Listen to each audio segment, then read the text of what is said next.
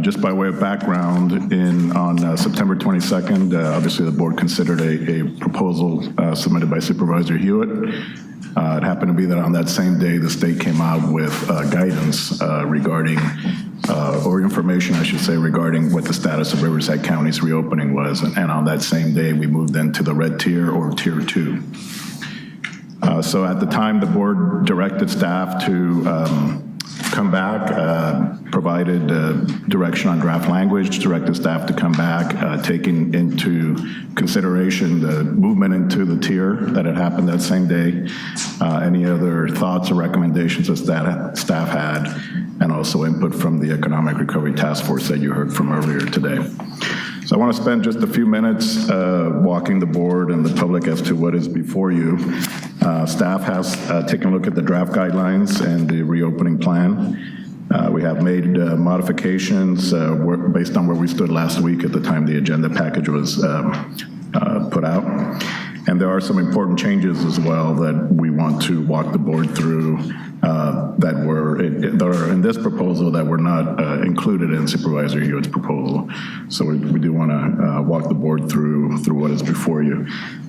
First, we're reaffirming that the county believes in a holistic approach to our public health, values physical health and safety, as well as the mental health, livelihood, and overall well-being of our 2.5 million residents. I'm going to speak for a minute on our community action plan. The county launched what we feel is a very successful first step with a community action plan right around end of July, first part of August, that really had the effects desired to see improvements in our health outcomes. What we are proposing before you is that we launch the next step of that, what we're calling a focused community action plan. I'll talk more about that in a minute. But this one will be more community driven, as well as we'll focus on our at-risk communities and businesses. And of course, promoting the safe practices on face coverings, physical distancing, proper hand washing, and so forth. We are suggesting that we want to continue as a county to strive to gradually reopen our economy in a safe and measured way, and always keep at the forefront the capacity of our hospital system. That remains a very key component for Riverside County. So you have before you, supervisors, as part of the staff report, a focused community action plan. And this talks about the next steps that we would be taking as a county to fight the pandemic. The goal, again, is to reduce positivity rates within at-risk and high-spread populations. It involves a number of different components to it. It has a social media outreach, our business ambassador program that has been successful in working with our businesses to go out and assess businesses and provide guidance as to how they can safely open. Also working with our faith-based organizations and working with them to provide information as well. Neighborhood and workplace community testing continues to be a very critical component for Riverside County. It's something we have been doing from the get-go, and we continue to enhance. And what we see with this next step in our focused community action plan is to expand their use of mobile testing facilities and go out to those high-risk areas and the businesses that want to partner with us to do that. And as well as continuing our work with our community-based organizations to provide outreach to those communities that are harder to reach and have a higher spread of the disease. I do want to take just a minute, and I know the board is familiar with it. It was through your leadership that we launched this first stage of the community action plan. And just a few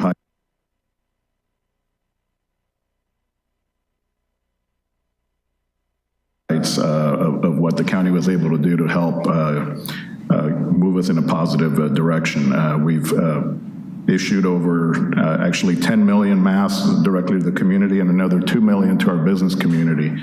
So the board thinks about that. That's about 5 face coverings for each Riverside County resident. So we continue to be very active in that area to provide resources. Things like the Great Plates program, food access coordination, working with our food banks and pantries, working with of course, our first responders, providing PPE to healthcare workers through our emergency management department, working to provide assistance where we can through our small business grants program that the board acted on earlier to expand, working through our nonprofits, as well as our rental relief and assistance program. So those are just a few highlights. We can certainly spend more time on that, but I think it shows the commitment that the county has made so far, and we want to take to the next step now with this focused community action plan.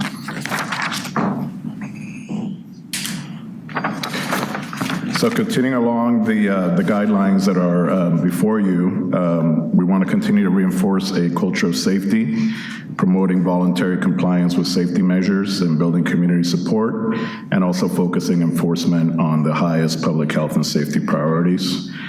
We want to continue to actively and directly work with our entire healthcare system. And so that's our hospitals, our 17 hospitals, our skilled nursing facilities, and our long-term care facilities.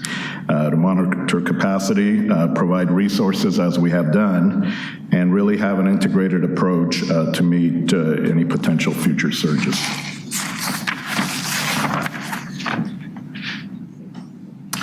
We want to continue to closely monitor our public health trends, and these include both the direct effects of COVID, as well as those indirect effects that we are also monitoring closely on things such as substance abuse, mental health, food and housing insecurity, and economic impacts.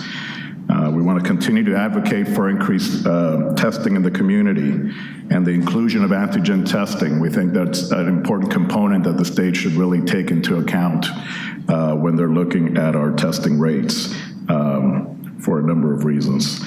I want to point out that the county was indeed a pioneer in drive-through testing very early. We were the first county to test asymptomatic individuals, and we conducted a wide-scale antibody study. And we see an opportunity to continue to partner with research institutions such as our local universities to expand our knowledge base of how the disease is spread.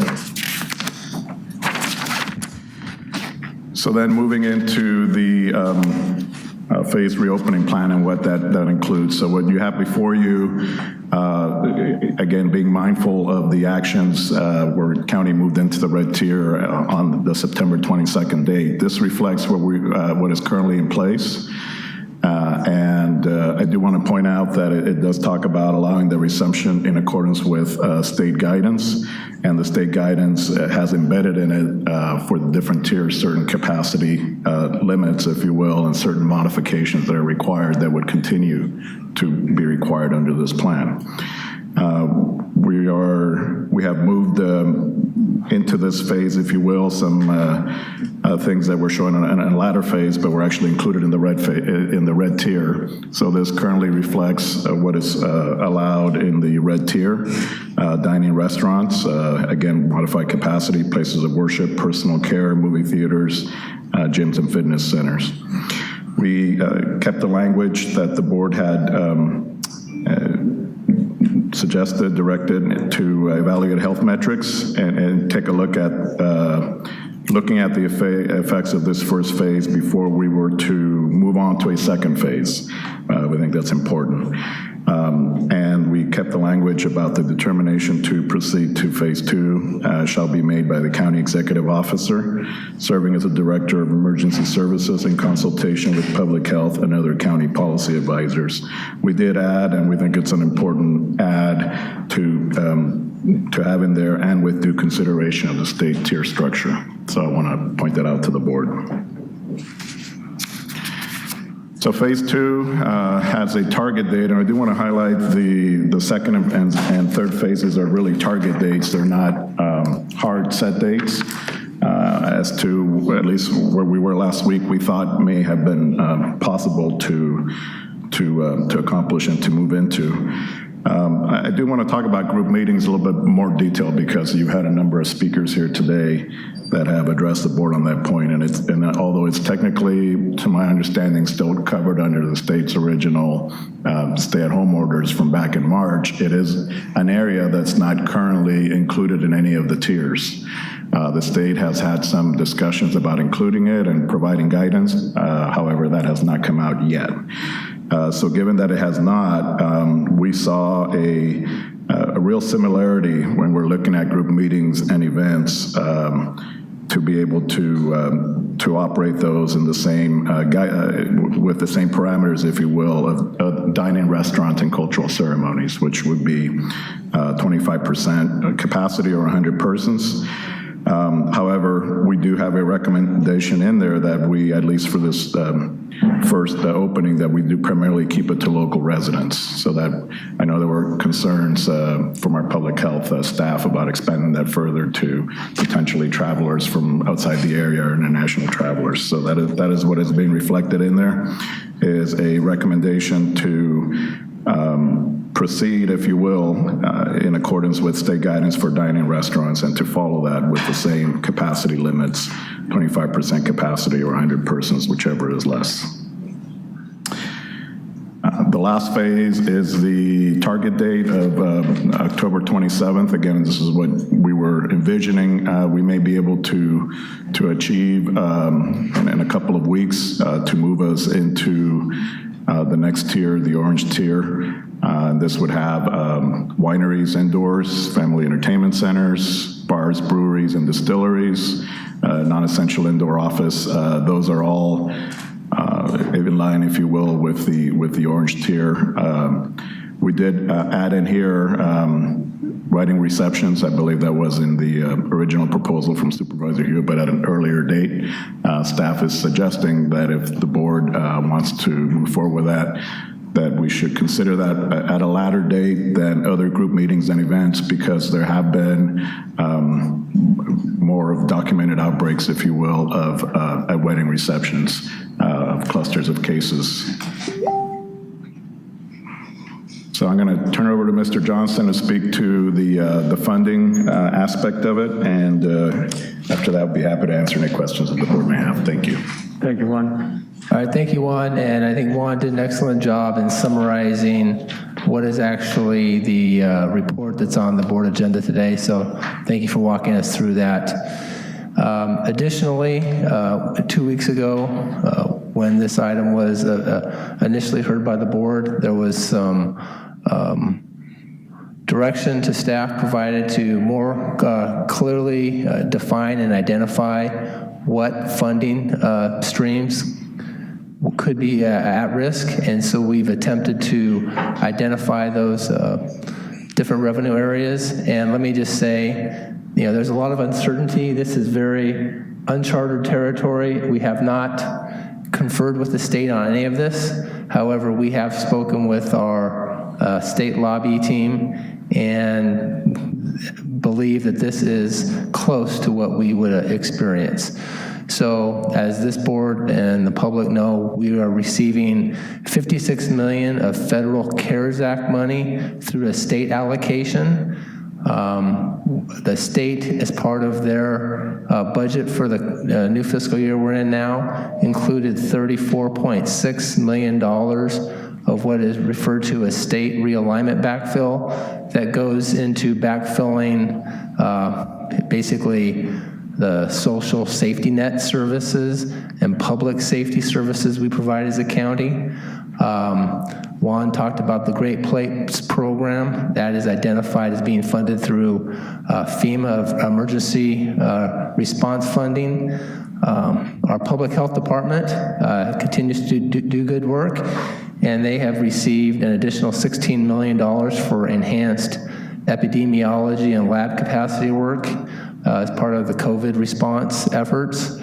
And then the following two projects, Project Homekey, we just received a state award for 3 projects to the tune of $10.5 million to provide living space for those who are homeless and in need of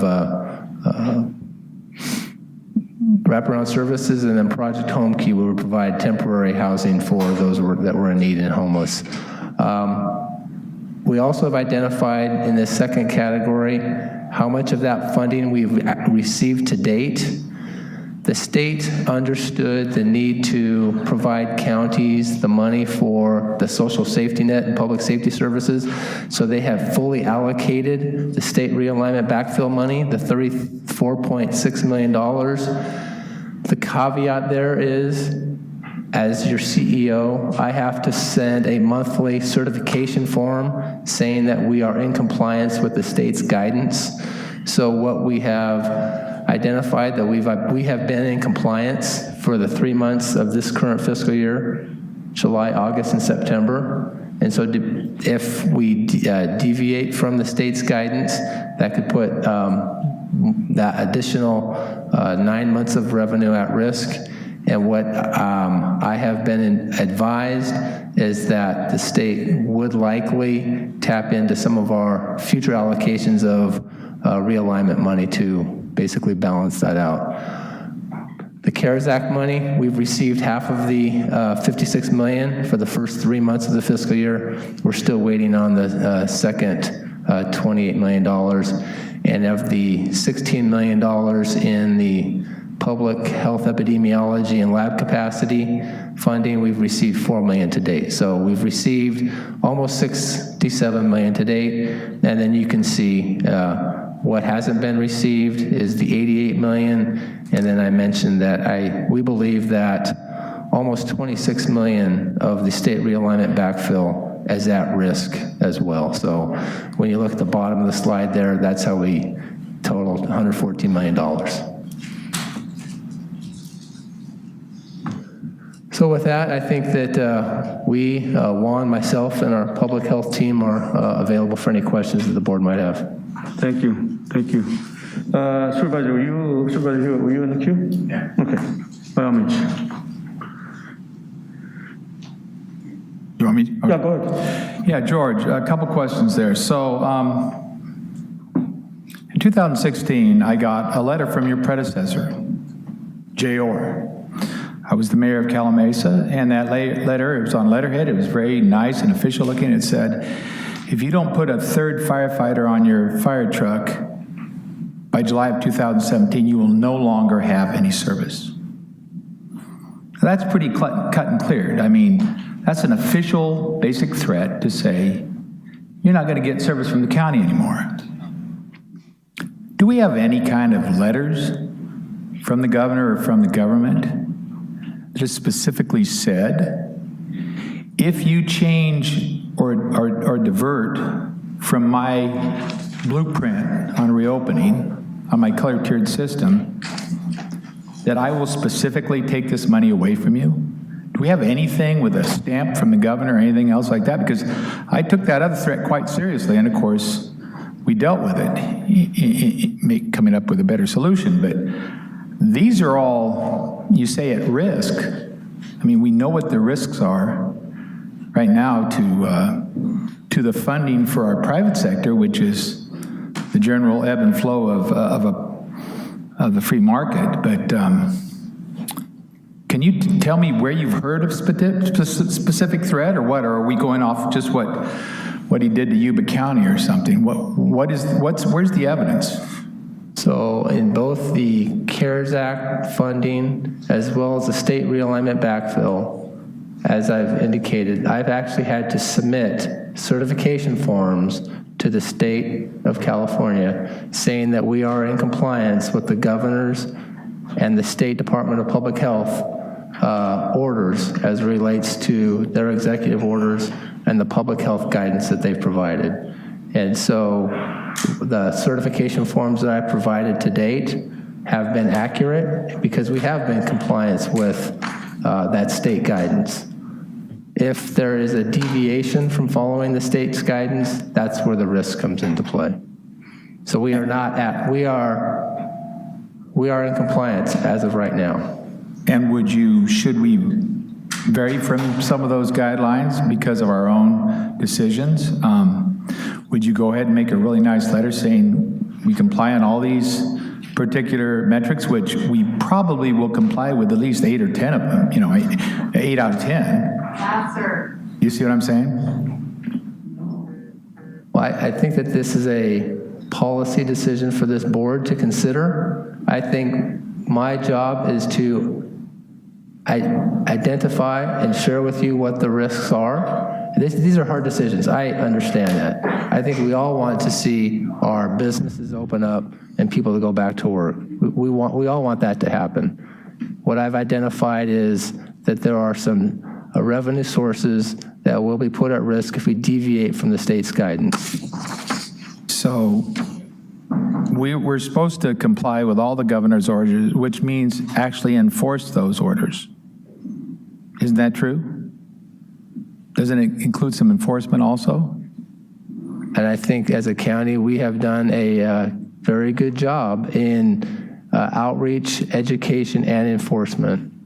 I think we've done a very good job in outreach and education. I think if you're looking at specifically enforcing those orders, I don't think we've enforced them at all. In fact, we have a sheriff that doesn't believe in enforcing those orders. So haven't we gone against the governor's orders already, and he hasn't kept any money from us? I think that's an interpretation that we all can make, so Just bringing it up. I understand. Supervisor Spiegel? For now, yeah. My only comment is you've got people that have been waiting here for public comment this whole time. I'm just saying. Couple things. The certification, and in here, if you read the whole thing, it's very clear. Certify that the county has not adopted an ordinance or resolution inconsistent with the public health orders, guidance, or other directives. Several of those kind of statements. So yeah, we already have it in writing.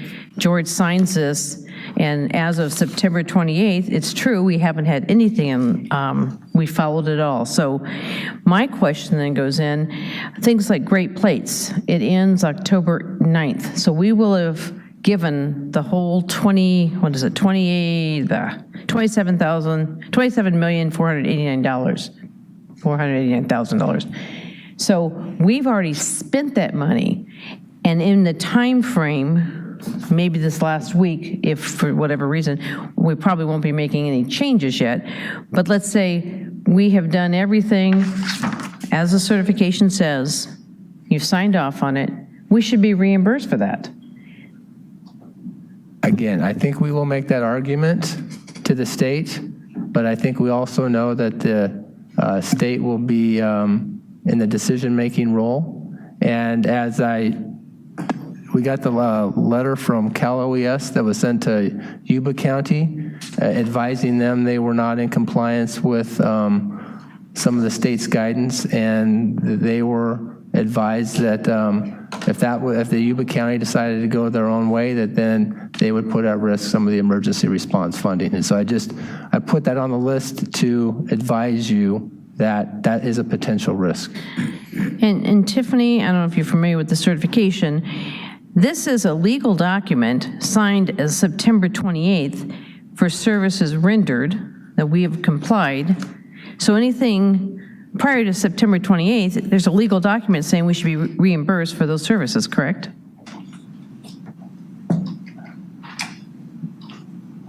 That's correct as to what the certification says.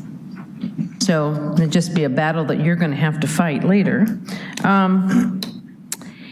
My other comments are, what's sad is we should have the presentation at the beginning of comments. And the reason I'm saying that is because we've lost callers, we've lost a lot of the people who have spoken, and I'm going to say this as I said it last time.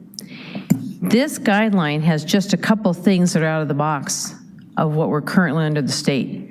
This is not what we're voting on today to say we're going to open up as of today and walk away and everything's going to be open. That was what I was trying to say last time because we had hit the red tier. That's, in fact, the last one that we sent back for staff to look at, as well as our recovery task force, was more restrictive than the state's order. And that was why I couldn't support it. We pushed it to get it back in line.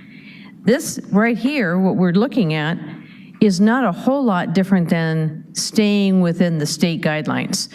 So my concern is we're giving false sense of hope to businesses because nowhere is there any conversation about we vote this today, we walk out and everybody opens.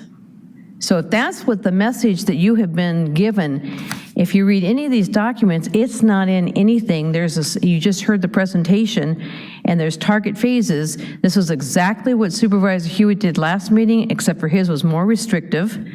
And so we're trying to follow, and if you read into it, it says, evaluate health metrics and effects of phase 1, reopening before proceeding to the next phase. So we're still doing the same process. So my biggest fear is we approve this today, there are going to be businesses with that false sense of hope. If a business is a restaurant and has a liquor license, if we tick off the governor, we can't help any business losing their liquor license if we go against the state. If you are doing more than you're supposed to be doing in cosmetology, hair, nails, whatever, you can lose your license. Those are state. If you're medical or whatever your license is, there's a whole slew of people that have state licenses. If you have a state license and we are going against the state, we cannot help you. So I just want to hope that everybody understands that this is not opening today and we're going to run out and have everything open fully. That's not you. Many of you have said that, and I'm very concerned that that's how it's been interpreted. That's how it's been all over Facebook, that it's fully open. That's never been Mr. Hewitt's original proposal, and this proposal has not been to fully open. And if we lead this and support this, now on the other contrary hand, we have people who are very opposed to it. What are you opposed to? This is almost the state. There's only two differences on the state. And that's why we're going through this. My concern is both sides, and I hate saying sides, but you heard it today. It is a blatant either yes or no. There's hardly any of you that are in between. Yes or no on the wrong question. That supporting or not supporting, how's that? Is that better? That we are going to have misinformation going out. So if we do support this, we're not fully opening. So those of you who are opposed to it, what are you opposed to? This is going right along the state. Mr. Perez stood up there and showed you the time frame is hopefully we'd open October 27th on this target date, which, I don't know, Kim, is it possible? We could possibly get it, but one thing that everybody needs to know is we're not saying rip off your mask, stop washing your hands, and hug everybody you go. We've always supported the safety measures so that we can make sure, and I keep saying it, if you don't want to do it, you don't like it, I know many of you are laughing because you don't wear a mask. I'm not up here, but I'm not close to you. Do it for the businesses. Do it for your family. Do it for whatever you want to focus on to make that little extra effort of wearing a mask, washing your hands, and keeping your distance. If not for yourself, then for others, because we're holding the businesses back. So whether or not we support this and we do our own, it still says very clearly, evaluate health metrics and effects before open the next phase. So if our numbers, like they said today, have gone up, then we're going to be jeopardizing it, whether we're with the state or we're on our own. So we need to make sure that we get the information out. Thank you, Supervisor Spiegel. Supervisor Jeffries, followed by Supervisor Washington. Go ahead, keep going. Supervisor Washington. Chuck? Yeah. Oh. I moved up in line. I was just complimenting my colleague from the 2nd District. Well said. And I want to start with a couple of larger points and then maybe drill down a bit. First of all, I was baptized a Christian, 12 years of Catholic school, and now I go to a different church, and my pastor doesn't see me as the devil. Got that out of the way. Last time I explained why I wear a mask at our meetings. I don't wear a mask at home. I wear it here, and there's a reason. I won't go into all that because a couple of people got mad that I explained why I wear a mask. It's not because I'm a Democrat, and it's not because I'm the devil. I wear it out of concern for other people. So, drilling down a little farther, Supervisor Spiegel, and I won't belabor the point, hit on the previous item from 2 weeks ago, which was essentially the phased-in plan that the county had submitted to the state back in July, August? August. And the state took a look at it and said, no, not yet. But I think you planted a seed because their tier system kind of resembled that a little bit and came soon after. The tier system was, I think, their acknowledgement that the phases were too complicated and too difficult to understand and prepare for. And over the last 3 to 4 weeks, the conference calls I'm on, a lot of the supervisors are pushing back. The state seems to understand now that they would get further in working with the counties than just dropping stuff on us and then having us try to figure it out. We're carrying their water, and we don't like carrying their water. So let us help you achieve success. The plan that's before us today picks up where the plan 2 weeks ago left off in an effort to try to create some sort of certainty and path forward in the phases, phase 1, 2, and 3. I think phase 2 is probably a little optimistic. I mean, October 13th is next week. I did get a message earlier today from CSAC that we were not in a group of counties that were being asked to go or forced to go back to purple. So we know we're good for at least another week in red.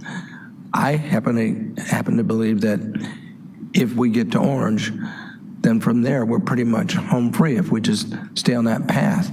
Keep people safe, get businesses open slowly, gradually.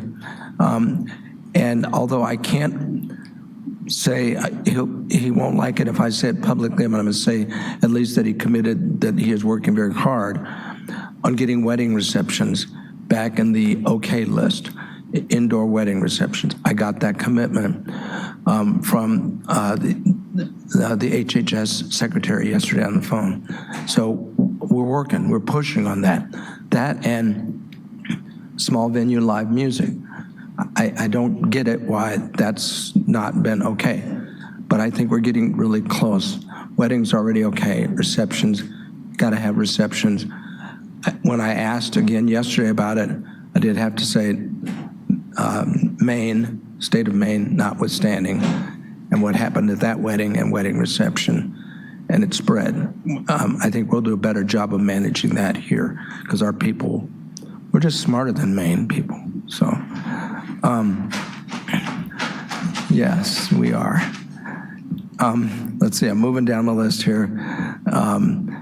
Phase 3, and Juan said, and Supervisor Spiegel said, we will look at each phase and see if we're ready to move and kind of try to align ourselves with the state. But I also had a private conversation with Juan last week, and I'll share this.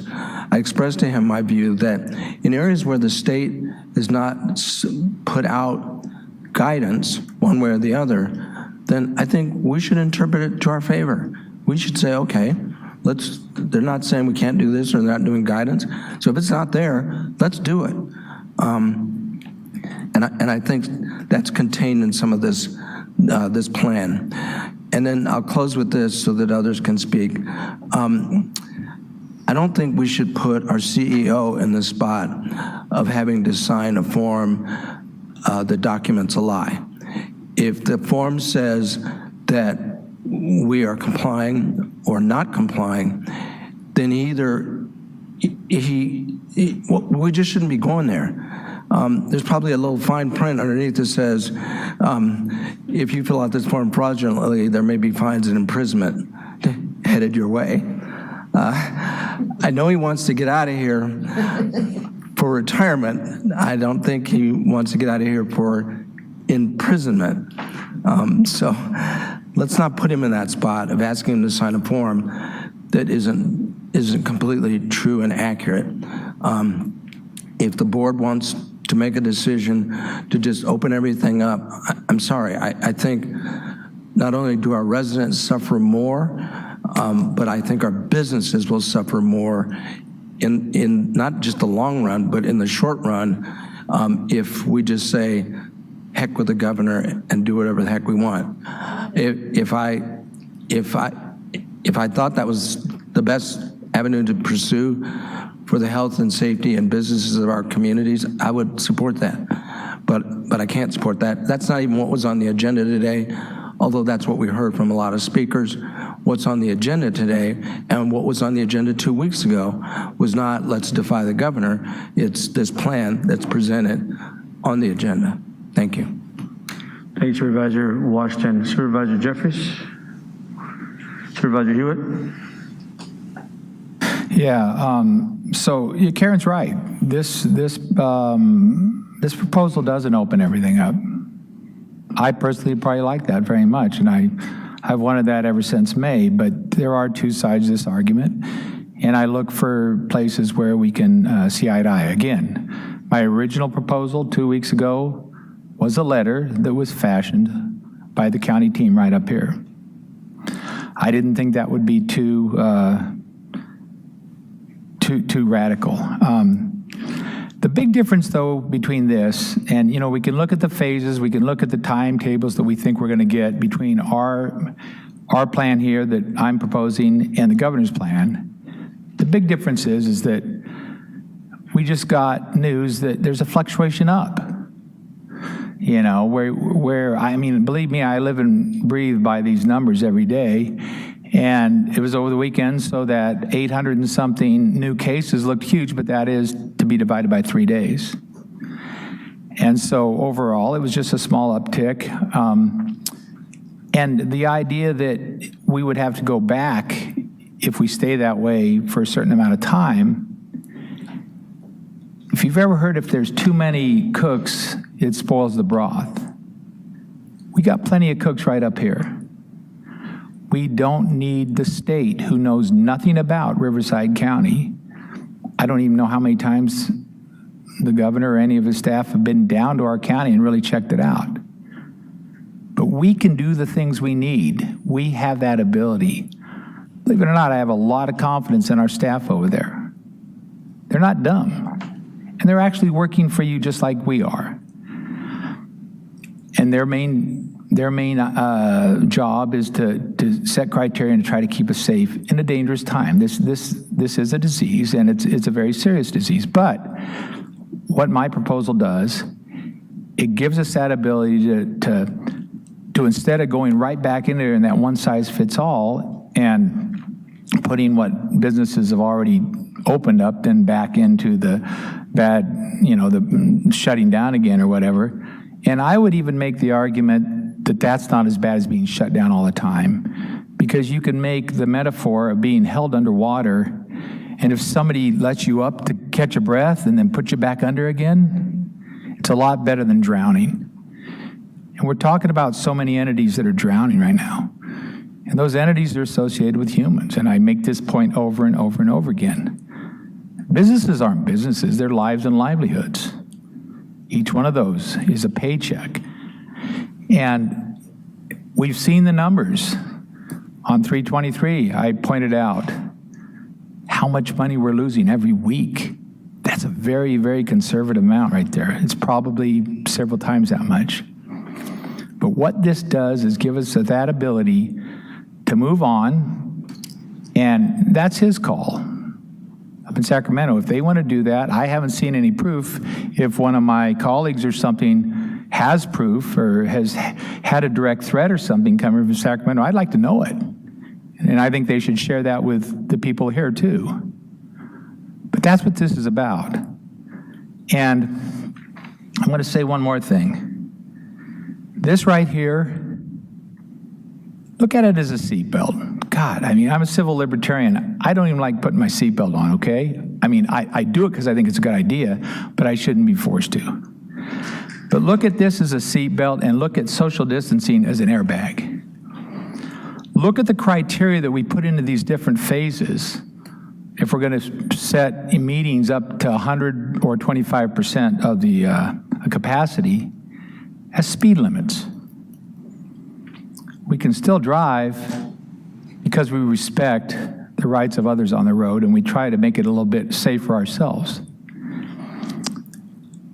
We need to get back to looking at a way that we can get through this together. I want to quote something from the Inland Economic Partnership that was really, I thought, very, very, very telling. It's right here. And this was what their conclusion was. And there's some really smart people that came up with this report on COVID. And this came out in July 21st, which was about the worst time, I believe, in numbers, wasn't it, Kim? This was the height. This was our surge, so to speak. It says that we will show below that implementing public health practices to prevent the spread of COVID-19 and keeping the economy open are not mutually exclusive objectives. They're not. We can have it both ways. But it starts with having a team with all of our army of contact tracers and testers and everything else to be able to go into these areas. You know, Sacramento can make these criteria and say that certain, certain communities are affected higher, and we know that. We have our numbers. But we don't go ahead and punish everybody else because we go ahead and we extinguish that fire. We go in there and we fix that ourselves. We're a team here that when we work together up here, we accomplish all the same things that you guys accomplish when you work together. As for funding, that funding stream is our tax money. It's money that we, the government, has taken from you. We send it to Washington or send it to Sacramento, and then divvy it out back, either to us or not. That money and these funding streams keeps this ship afloat. But you know what? If this ship doesn't have any water to float on, which is what all of you make and do in the private sector, then why even bother having a ship at all? We have to consider what's so important in both factors of this. And I've always felt like I work for you, the people. I do not work for the state. We have to do some rules, and there's a lot of central down, the way they distribute and stuff. But at the end of the day, there's a way to do this, and I think this proposal is a start. And I think it goes from there to where we keep working together, we keep on top of this stuff, but we have our own destiny in our own hands, and I believe that's the way it should be.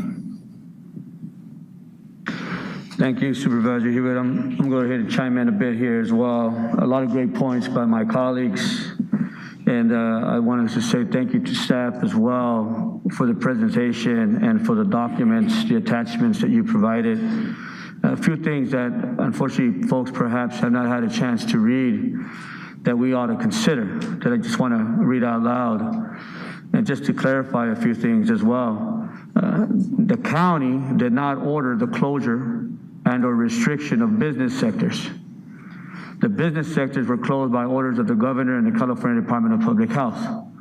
That's point one. Because the county did not order the closure and a restriction of business sectors, we have limited ability to order reopenings. The county does not have jurisdiction to prohibit the state from taking enforcement actions against businesses for violations of orders of the governor and the California Department of Public Health, such as actions by license and registration boards, ABC, OSHA, so on and so forth. That's the point that was made by Supervisor Spiegel.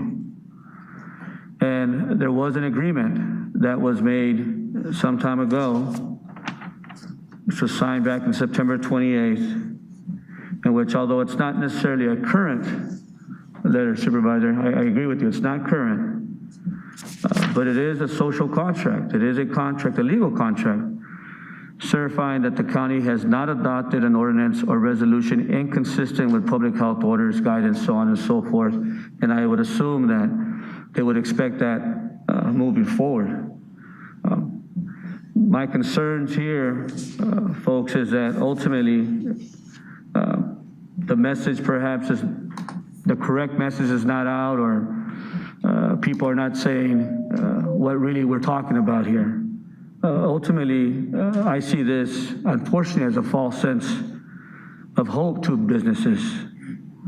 And at the same time, it puts the governor in a position to take swift action against our county.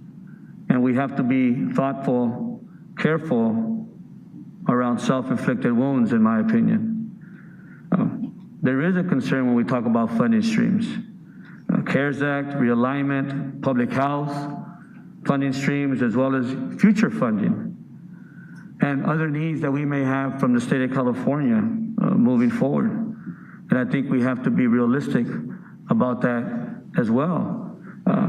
Ultimately, yes, our responsibility is the fiduciary responsibility of this county, but as well, the public health responsibility that we have as supervisors.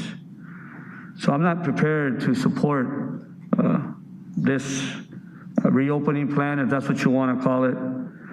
But I will say this, though. I had a conversation with Dr. Galley yesterday, and we had talked about the idea that was brought forward by CVB and Scott White.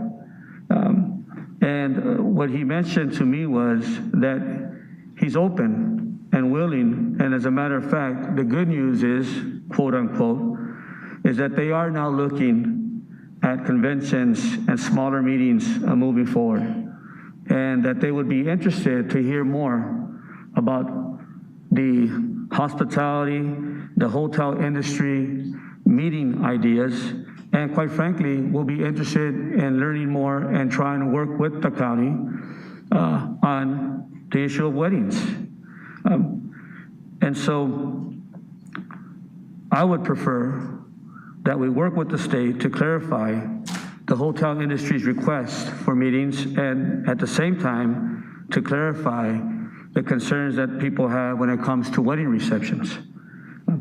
So I would rather put it out there that I'm going to ask for a substitute motion in which we work with our staff and with the state of California to provide us further clarification and guidance when it comes to hotel meeting industry, and as well when it comes to weddings and receptions. And so that's what I would put out there as a substitute motion, in hopes that my colleagues might be interested in such a matter as well. Restate your substitute motion? The substitute motion is so that our staff work with California Department of Public Health in providing us guidance and clarity as it comes to hotel industry specific to meetings, and as well when it comes to wedding receptions. Mr. Chair. Yes, go ahead, Supervisor Jeffries. I'd like to chime in. I'll go quick because most of you already covered the points. For those of you who want us to reopen, and for those of you who feared that we would lift restrictions, the bottom line is we can do neither. We are not your captors and we are not your saviors. These restrictions come straight from Sacramento. We cannot open any business because we have no restrictions to lift on any business. That has been missed over and over and over by the media, hyping today's 2 weeks ago and then hyping today's that we are going to lift something that we don't have in place. I don't know how that's possible in law. Only the courts, as we are seeing now unfold, I think it was Pennsylvania, only the courts can overrule a governor's orders, not elected officials below the state level. The food chain doesn't work that way. We don't have that authority. The citizens, the business owners have that authority to file the lawsuits and utilize the court system to overturn rules that are believed to be unconstitutional or illegal. I'm going to ask our county council to briefly cover a little bit of that in a minute. We've been threatened today with being sued. We've been threatened today with up to 10 years in prison. We've been told we don't have immunity. I've been told I got a pay raise, which was really exciting because I didn't know I was making that much money. But you know what? As frustrating as it was to listen to those folks yell at me today and threaten me today, I understand it. There's nobody else you can talk to.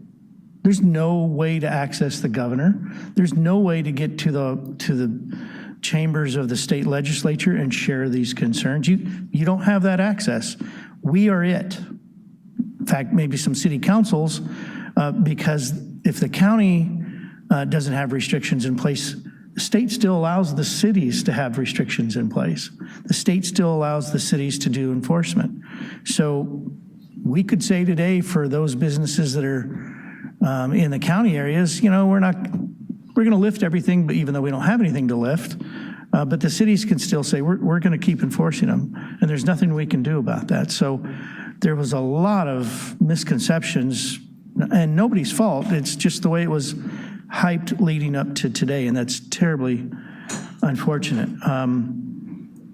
The Supervisor Spiegel covered the issue of the liability exposure or the litigation exposure for those licensed by the state. And it goes beyond just the professional licenses and the alcohol beverage control license that any business who tells the state go pack sand, you could permanently lose your license. We can't help you with that. We have no role in that. The biggest issue you have is if you have employees. If you have an employee and you don't adhere to the state guidelines, that employee can make a complaint to Cal OSHA for creating an unsafe work environment. We can't help you with that fight. That doesn't involve us. So there's a lot of challenges here for a business who wants to just say, we're going to do what we want to do. Bless your heart. That's your choice. Your businessman or woman, make your decisions, but we can't help you. The financial loss, I don't know how much the governor would cut, even if we did do something bold or crazy, depending on your point of view. Worst case scenario is about 114 million. You know, that's half of our animal control, half of behavioral health, half of code, half of the DA, fire, public safety services, probation, half of planning. You know, that gets us close to 100 million that they would be wiped out. But we've seen the president and the administration try and cut states that were doing their own thing, and the courts have always upheld their rights to that funding. So I don't know if the funding threat is real or not, but I can tell you one thing that will be real. If we get moved back into purple going into the holidays, when businesses have to close down, going into the holidays, there will be a revolution out there. People will not tolerate that when everything shuts down and they can't even shop for the holidays. That'll be the ugliest thing we've seen in a long time, on top of following whatever the outcome is of the national election, which already has its own potential to create some very challenging times for public safety. So I pray we do not go back into purple going into the holidays. That'll be a disaster. So in closing, I don't see the proposal today as causing any rifts with anybody in any place. I don't see how the state could be upset. I don't see how those folks who want us to keep the guidelines in place, how they could be upset. The proposal that's before us today, there's no bold action in this. It's adhere to the guidelines of the state. It does address the one gray area of weddings and a few things that Supervisor Perez would like addressed. And I think rather than a substitute motion, I think the proposal today needs to be amended to direct staff to work on the hotel and wedding issues and report back on it. There's no reason that this proposal today can't go forward because, I mean, no offense, it doesn't do what the media hyped that it would do. Unless I'm missing something from Juan or George here, that it's going to do something to put us in jeopardy. If it is, I want to know now.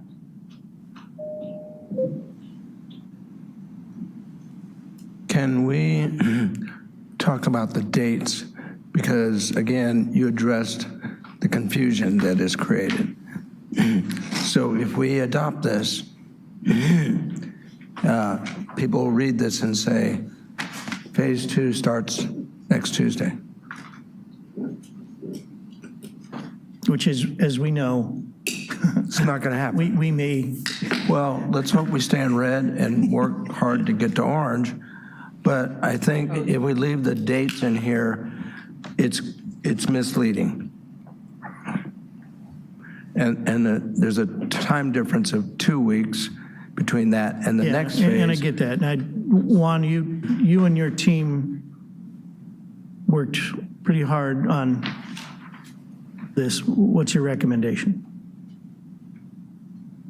So, Supervisors, one of our challenges, I know the board appreciates, is how quickly events change and how quickly information changes. So I think given where we're at today with the comments made by Ms. Sarawatari earlier, if we had known this information last week, we probably would have suggested some different dates. But of course, we don't know what we don't know. So certainly up to the board as to your policy decision as to dates that you're most comfortable, and we'll take your direction and proceed accordingly. But I would say that given what we know today, I would submit that next week would likely not be a favorable date to move on to Phase 2.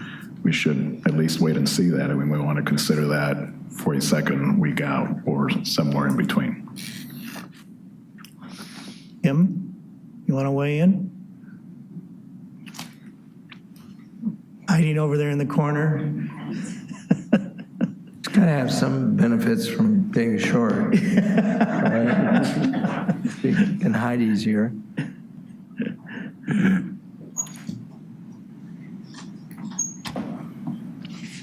That was a long walk to get down here, sorry.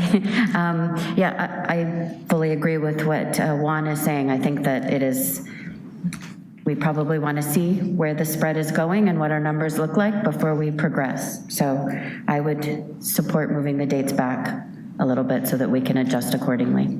So to follow up on this, if I may, by moving the dates back, it sounds either we're holding firm or we're defeatist, depending on your point of view on this.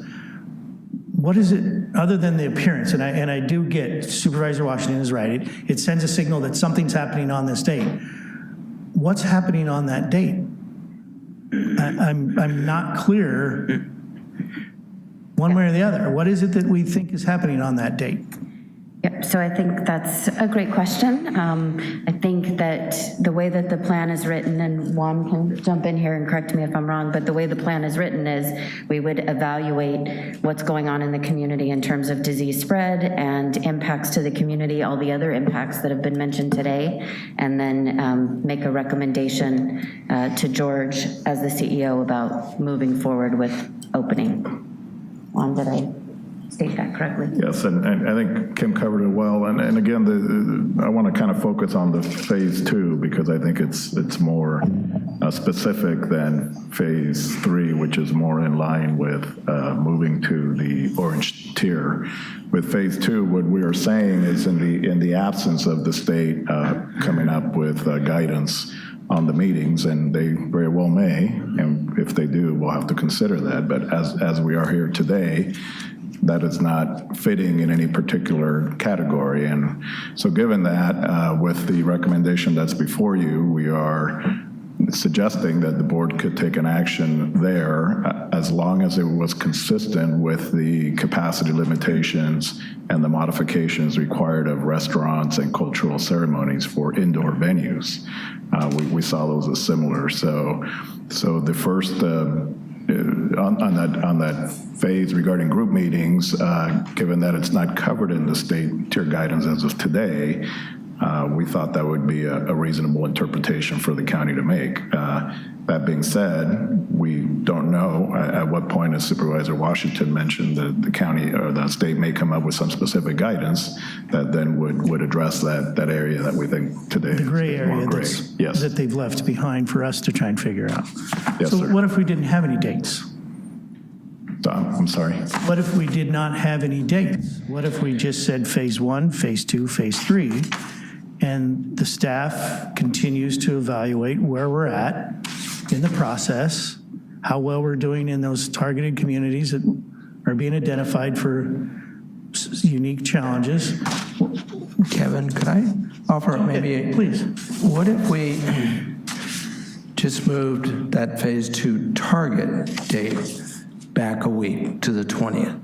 We have a board meeting that day. Gives us enough time for staff to work on fleshing out the issues with meetings, with weddings, the other things that you want to look at. And then we align that with 3 weeks later, like the tier system every 3 weeks.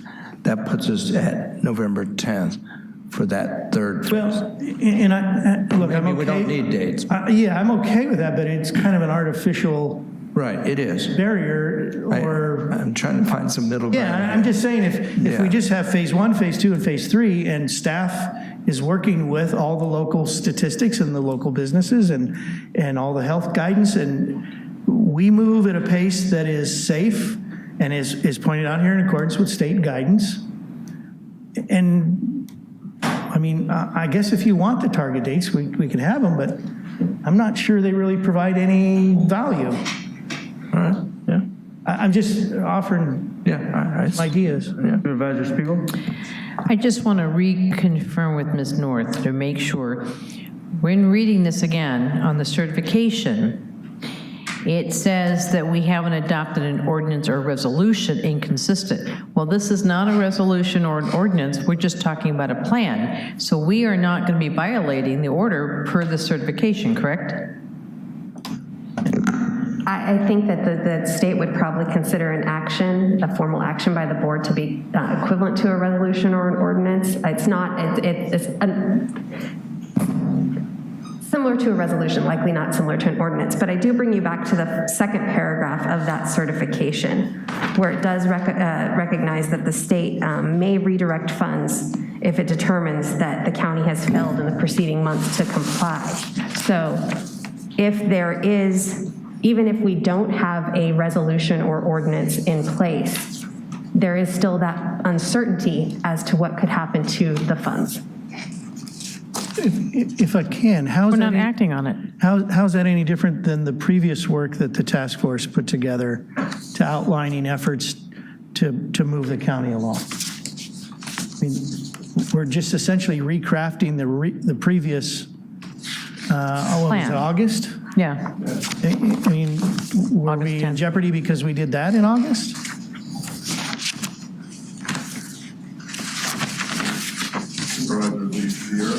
You're on. Yeah.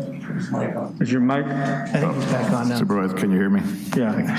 The earlier work that we submitted to the state back in August was an advocacy platform. So that was requesting that the state formally consider the county's plan and take an action and provide direction or provide a response. So that was that action then. I think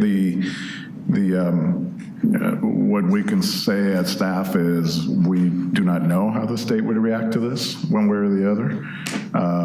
We feel from the recommendation that's been submitted that we are in keeping with the overall guidance provided in the tiers. We are suggesting that we go farther than what's currently in the tiers now with the group meetings in the second phase, and then with the wedding receptions in the third phase. So those areas are not currently included in the tier. But again, we just simply do not know how the state would react. I think it's the best answer we can provide to the board at this point.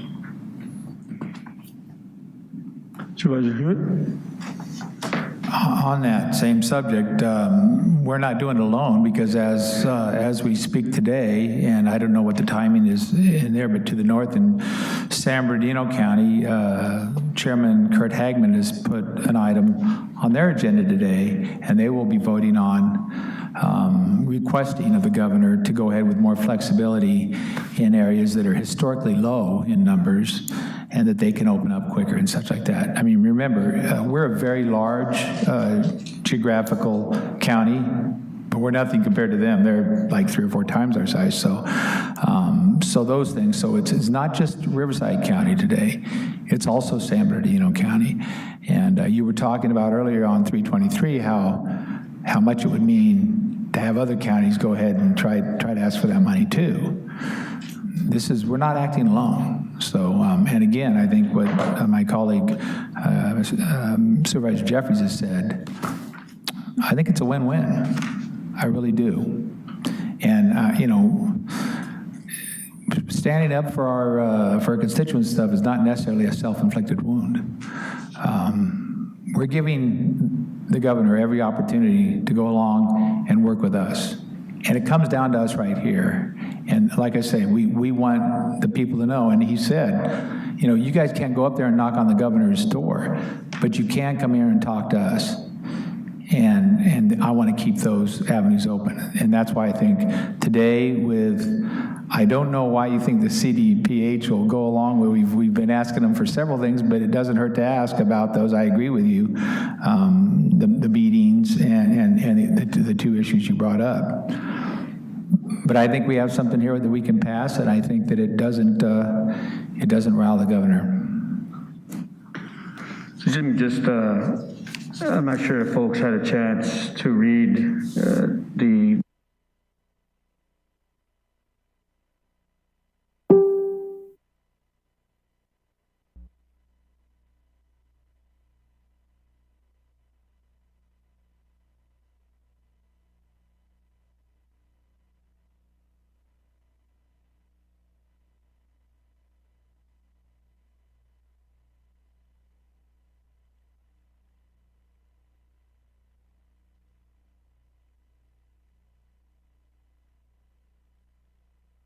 Don't know why the aforementioned tape went off before the meeting ended here.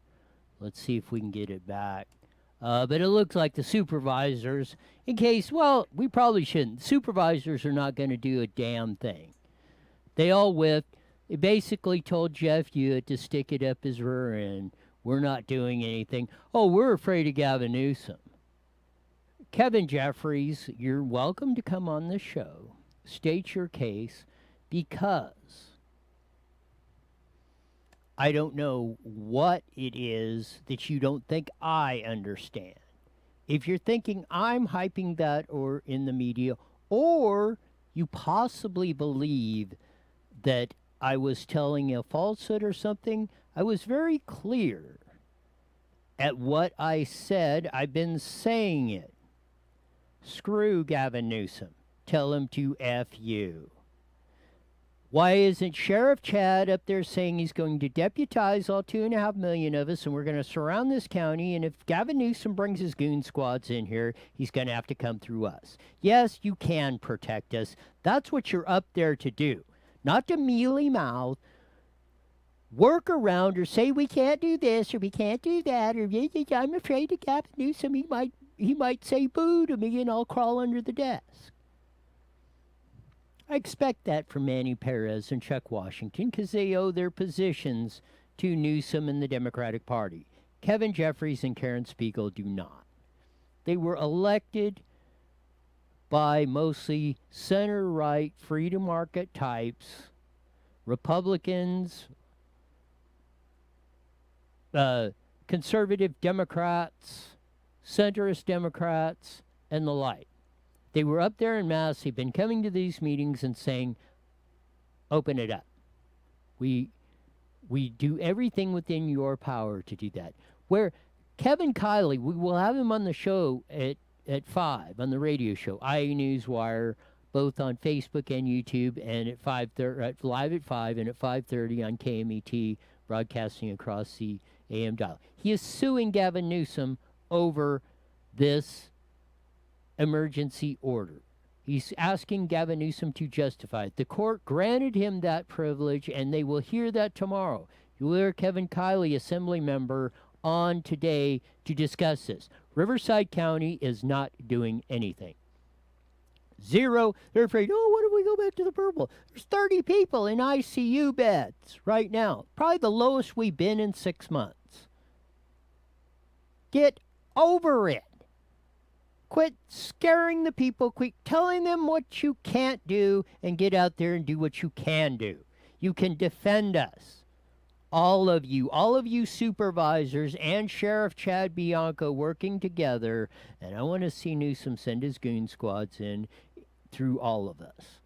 Do you threaten licenses or what? We'll just withhold the damn money. We won't send them any property tax, sales tax, court fines, or anything else. You want to play games, Gavin Newsom? We have a few tools in our toolbox we can use. So, sans the great Supervisor Jeff Hewitt, who put this up there, and now it looks like we're not going to get anything. Well, we might talk about opening something, possibly, maybe a little bit on the deal in a couple of months or some other such thing.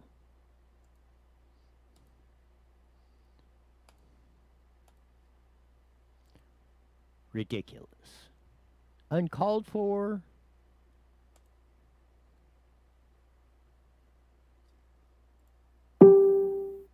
They say they're working for us.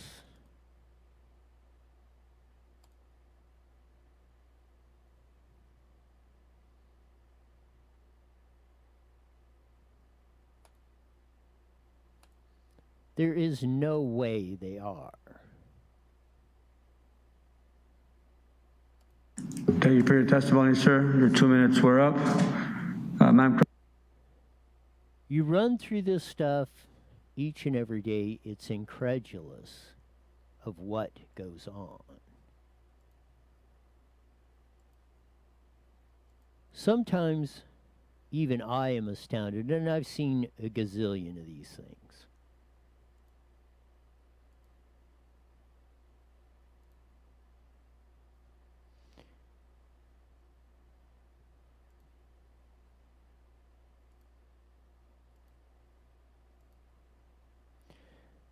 I'm going to play you a clip just as Kevin Jeffries is calling out the media, and I was part of that, and I spoke today.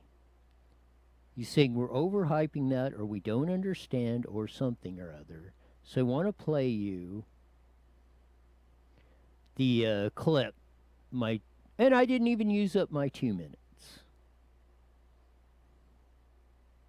Vigil, did you say Roy? Yes, sir. Roy Blackard, followed by Don Brocious, followed by Sarah Agnafili. Thank you.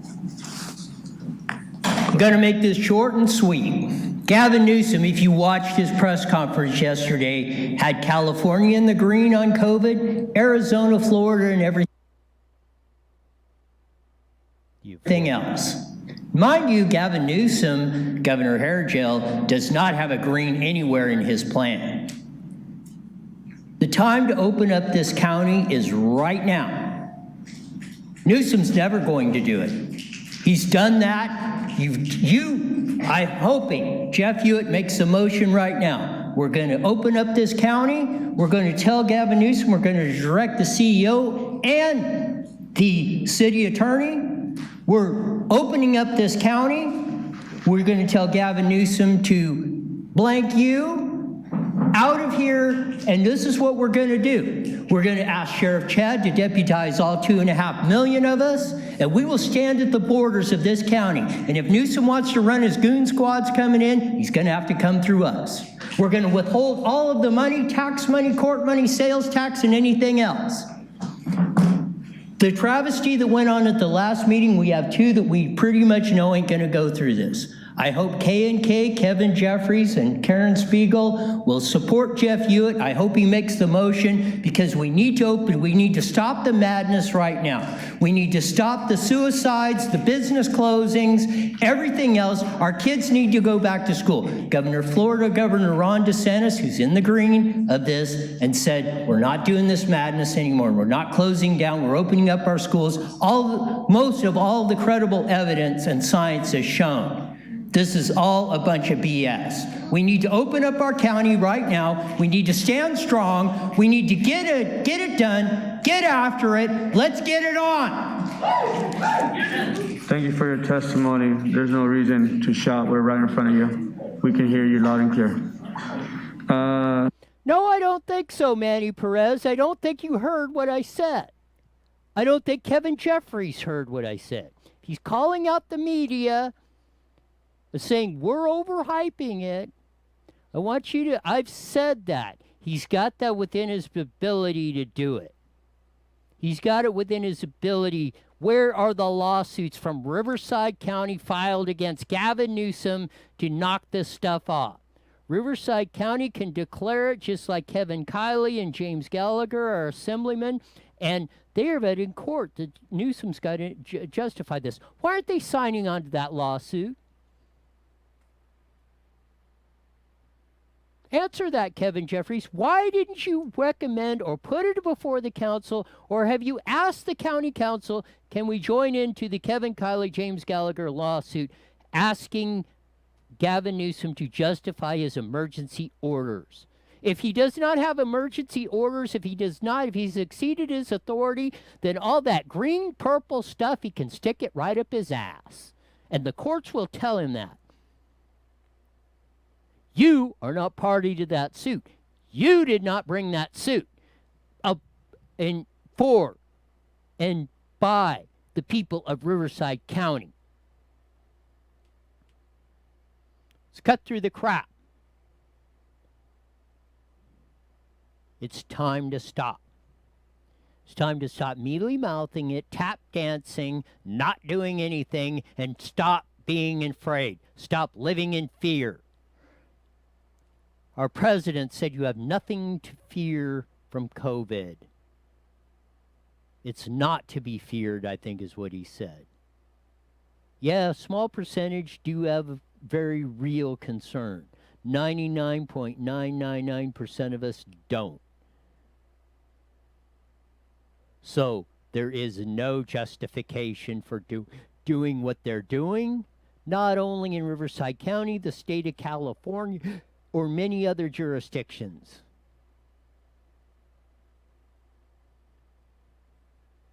We have had it. We've had it with mealy mouth, weak-kneed, whatever, I don't want to say it, politicians that can't do anything, that are afraid, that are racked in fear. There is I don't think there is any question about what I said. And Kevin Jeffries, if you have any questions, you're free to ask them. Come on the show, sit in the open microphones, and give your state of opinion.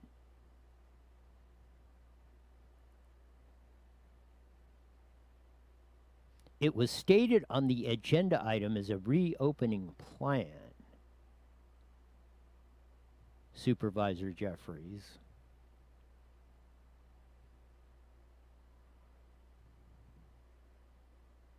Saying and reporting that's a reopening plan is just repeating what's on your agenda. I don't know how that is overhyped.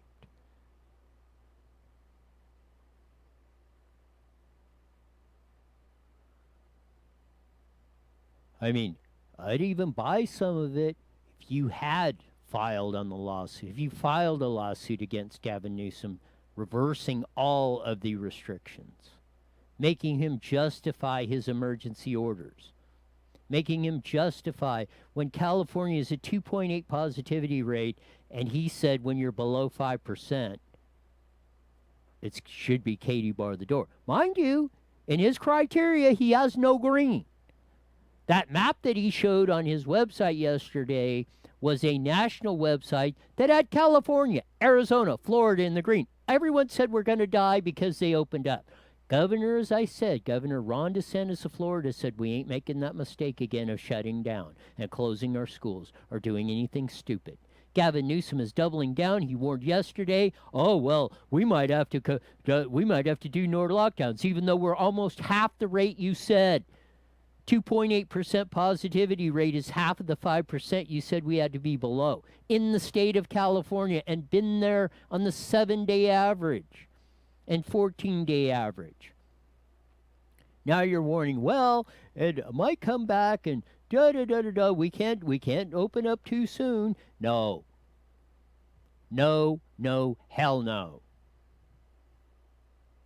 We've had enough of your Gestapo tactics. We've had enough of your false lies. We've had enough of your government control artist crap. We're done with it. Ever increasingly, Californians are being done with it. Even a lot of your supporters are starting to see the light. We'll be discussing this live at 5 coming up on the show, IE Newswire, which we start on Facebook and YouTube, and then at 5:30 with KMET, the Mighty Met, 1490 AM, joins in on that. And as soon as that, we will have, again, Assembly member Kevin Kiley, who, along with Assemblyman James Gallagher, has filed a lawsuit in court demanding Governor Gavin Newsom justify his emergency orders that he put on over 6 months ago. And if he can't, it's going to be interesting to see, and I'm suspecting the courts are going to throw them out. If we have any sort of honest court system left, they will rule in favor of Kiley and Gallagher against Gavin Newsom and say the emergency orders are gone. Once the emergency orders are gone, his criterion and executive orders, he can stuff up his ass. We'll see what happens tomorrow. We'll get a preview of it, what's going on with Assemblymember Kevin Kiley, who's done that. Again, on IE Newswire, live at 5, starting on Facebook and YouTube, on video, where you can catch us the whole hour, and then at 5:30, the Mighty Met 1490 AM joins us. So until then, see ya.